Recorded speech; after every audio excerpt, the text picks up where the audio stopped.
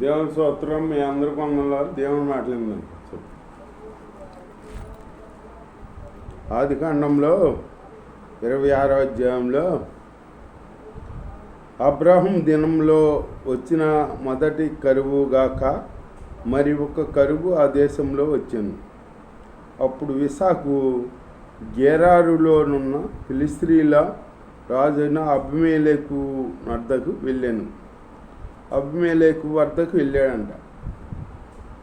ఆ దేశంలో కరువు వచ్చేటప్పటికి ఐగుప్తు దేశానికి వెళ్ళాడంట. ఆ దేశపు రాజు అబీమెలెకు వద్దకు వెళ్ళాను. అక్కడ యెహోవా అతనికి ప్రత్యక్షమై, నీవు ఐగుప్తులోనికి వెళ్ళక నేను నీతో చెప్పు దేశమందు నివసించుము, ఈ దేశమందు పరవాసివై ఉండుము, నేను నీకు తోడై ఉండి నిన్ను ఆస్వాదించాను అన్నాడు దేవుడు. మనం ఐగుప్తు దేశం అంటే ఐగుప్తి అంటే లోకంలోకి మనం వెళ్ళకూడదు. దేవుని రక్షణ పొందిన పెట్టడం. మనము కరువు వచ్చినా, కటకాలు వచ్చినా, ఏమొచ్చినా, మనం శ్రమ వచ్చినా తట్టుకుని ఉండాలి. అట్టగా లోకంలోకి వెళ్ళిపోయామనుకో, లోకం మంది కాదు అసలు. ఇక్కడ మనం ఉన్న కాడే మనం ఉంటే దేవుని ప్రార్థన చేసుకుంటే దేవుడు మనల్ని ఆశీర్వదిస్తాడు. అంతేగాని మనం కరువు వచ్చిందని ఇట్లా వెళ్ళిపోయామనుకో, అట్లా బైబిల్లో ఒక ఆవిడ వెళ్ళింది, నయోమి అని. వెళ్ళి భర్తనే పిల్లల్నిద్దరిని పోగొట్టుకుందన్నమాట. చివరికి వచ్చేటప్పుడు మోడిలాగా వచ్చింది బెత్లెహేముకి. అట్లా వెళ్ళకూడదు. మనం ఉన్న కాడే దేవుడు ఆశీర్వదిస్తాడు. ఎలా అనగా నీకును నీ సంతానమునకును ఈ దేశములన్నీ ఇచ్చి నీ తండ్రి అయిన అబ్రహాముతో నేను చేసిన ప్రమాణము నెరవేర్చి ఆకాశ నక్షత్రముల వలె నీ సంతానమును విస్తరింపచేసి ఈ దేశమంతయు నీ సంతానమునకు ఇచ్చేదను. దేశమంతయు ఇస్సాకు సంతానానికి ఇస్తా అంటున్నాడు అన్నమాట దేవుడు. ఈమె నా మాట ఐగుప్తులోకి వెళ్ళమాక, నేను చెప్పు దేశంలో ఉండు, నీకును నీ సంతానానికి ఈ దేశాన్ని ఇస్తాను అంటున్నాడు. దేవుడికి అసాధ్యమైంది ఏముంది? దేవుడు దేశాన్ని ఇవ్వగలడు, ఏదైనా ఇవ్వగలడు మనకి. దేవుడు అందు ఉండాలి మనం. అంతేగాని ఇక్కడ మనకు శ్రమ వచ్చింది, ఇక్కడ కరువు వచ్చింది, ఇంకోసాటికి వెళ్దాము, మనం సంపాదించుకుంటాం వెళ్తే అసలు మాసం వస్తుంది. అక్కడ మనం ఆన్లైన్ కోల్పోతాం అన్నమాట. అట్లా వెళ్ళకూడదు. అట్లా వెళ్ళకుండా మనం ఉంటే నీ సంతానం వలన సమస్త భూమిలోని సమస్త జనులు ఆస్వాదించబడుదురు. నీ సంతానం వల్ల సమస్త జనులు ఆశీర్వదించబడిన అంటున్నాడు దేవుడు. ఇస్సాకు సంతానం వల్ల సమస్త జనులు ఎలా అనగా అబ్రహాము నా మాట విని నేను విధించిన నా ఆజ్ఞలను, నా కట్టడాలను, నా నియమములను గైకొనని చెప్పాను. అబ్రహాము మరి దేవుడు చెప్పిన నియమాలు, ఆజ్ఞలు గైకొని దేవుడు చెప్పిన మాట విన్నాడు అబ్రహాం. అందుకే ఈ ఆశీర్వాదం అది ఇస్సాకు కాడ ఇచ్చాడు దేవుడు. ఇస్సాకు గెరారులో నివసించాను.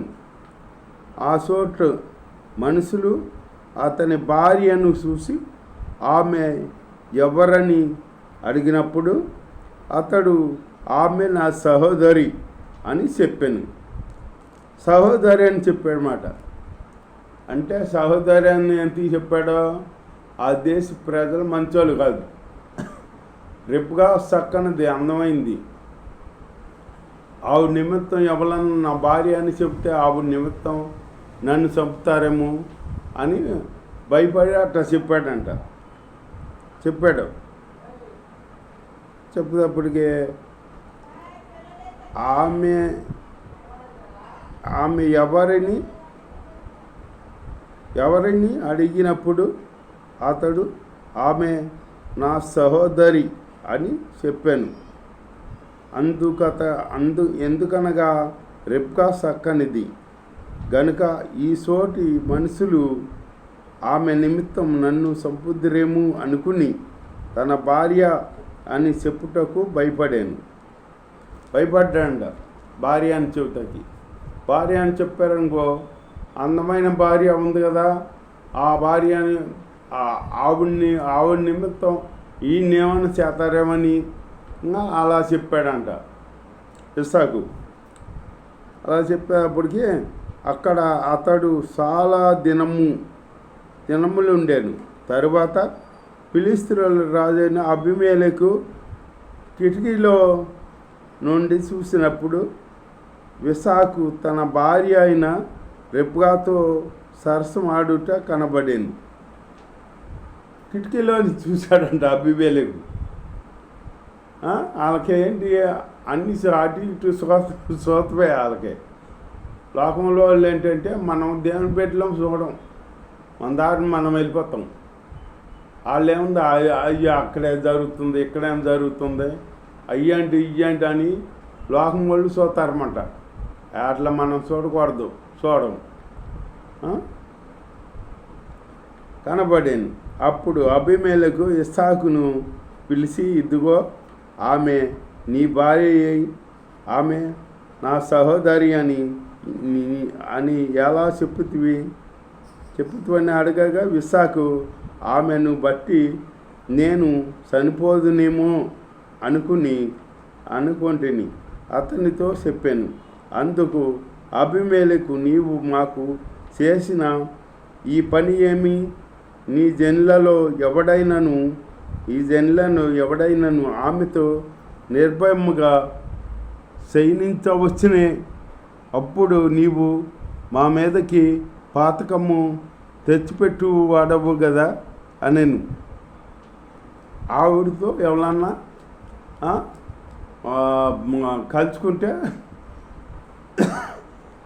దేవుడి స్తోత్రం, అప్పుడు దేవుడి శాపం వస్తుందని అబీమెలెకు అంటున్నాడు అన్నమాట. అది దేవుడు బిడ్డలు కదా. ఈ దేశంలో ఎవరన్నా ఆవిడని ఏమన్నా ఏదన్నా అంటే చేస్తే ఆ పాతకం మా దేశం మీద కొత్తది కదా అని చెప్పి అప్పుడు అబీమెలెకు ఈ మనుషుని జోలికైనాను ఇతని భార్య జోలికైనాను వెళ్ళువాడు నిత్యముగా మరణశిక్ష పొందునని తన ప్రజలకందరికీ ఆజ్ఞాపించాను. ఇతని జోలికి కానీ ఇతని భార్య జోలికి కానీ వెళ్ళొద్దు, వెళ్ళినాడు శాపం మరణశిక్ష పొందుతారని చెబుతున్నాడు. ఇస్సాకు ఆ దేశమందు ఉన్నవాడై విత్తనము వేసి ఆ సంవత్సరము 100 అంతలు ఫలం పొందాను. 100 అంతలు ఫలం పొందాడంటే విత్తనం వేసి ఇస్సాకు దేవుడు పెట్టి కదా. వాళ్ళకేమో పండుతుల్లా. ఇస్సాకు విత్తనం వేసి ఆ సంవత్సరం 100 అంతల 10 ఫలం పొందాడంట. పొందేటప్పటికి అతడు మిక్కిలి గొప్పవాడగు వరకు క్రమక్రమంగా అభివృద్ధి పొందించు వచ్చాను. దేవుడు అభివృద్ధి పొందించు వచ్చాడంట ఇస్సాకుని. మరి దేవుడు పెట్టిన దేవుడు అభివృద్ధి చేస్తాడు. అతనికి గొర్రెలు ఆస్తియు గొడ్ల ఆస్తియు దాసుల గొప్ప సమూహము కలిగి ఉన్నందున ఫిలిష్తీయులు అతని యందు అసూయపడ్డారంట. ఇస్సాకు ఆశీర్వదించాడు, దేవుడు ఆశీర్వదించాడు కదా. ఇస్సాకుకి సంతానం గొడ్ల మంద దాసులు అందరూ ఉంటే ఫిలిష్తీయులంట అసూయపడ్డారంట. ఇస్సాకుని చూసి అసూయపడ్డారంట. అతని తండ్రి అయిన అబ్రహాం దినములలో అతని తండ్రి దాసులు త్రొవ్విన బాబులన్నిటినీ ఫిలిష్తీయులు మన్ను పోసి పొడిచేశారంట. పూడితే అబీమెలెకు వాటికంటే గొప్ప బలము గల వాడవు నీ గనుక మా వద్ద నుండి వెళ్ళిపోమ్మని ఇస్సాకుతో చెప్పాను. అంటే ఇస్సాకు బలం గల మనిషి అని తెలుసుకున్నారు వాళ్ళు. దేవుని బిడ్డ మరి బలం గల బిడ్డగా ఉంటాడు. అది తెలుసుకుని అబీమెలెకు మా వద్ద నుంచి వెళ్ళిపో నువ్వు అని అన్నాడన్నమాట. అప్పుడు తన తండ్రి అయిన అబ్రాహాము దినములలో త్రవ్విన నీళ్ళ బాబులు ఇస్సాకు తిరిగి తవ్వించాను. ఎలా అనగా అబ్రాహాం మృతి పొందిన తర్వాత ఫిలిష్తీయులు వాటిని పూడ్చివేసిరి. అతడు మా తండ్రి వాటికి పెట్టిన పేరు చొప్పున తిరిగి వాటికి పేర్లు పెట్టెను. మరియు ఇస్సాకు దాసులు ఆ లోయలో త్రవ్వగా జలలు గల నీళ్లు బావి దొరికింది. అప్పుడు గెరారు కాపరస్తులు ఇస్సాకు కాపరస్తులతో జగడమాడేది. అలాగ ఓట్ల పడిని బావులు. అప్పుడు గెరారు కాపరస్తులు వచ్చి ఈ బావులు మాయి, ఈ నీళ్ళు మాయి, నువ్వు వెళ్ళిపో అని గొడవాడారన్నమాట. గొడవాడితే ఇవతలకు వచ్చేసాడు ఇస్సాకు. దేవుడి బిడ్డల వచ్చేస్తారన్నమాట.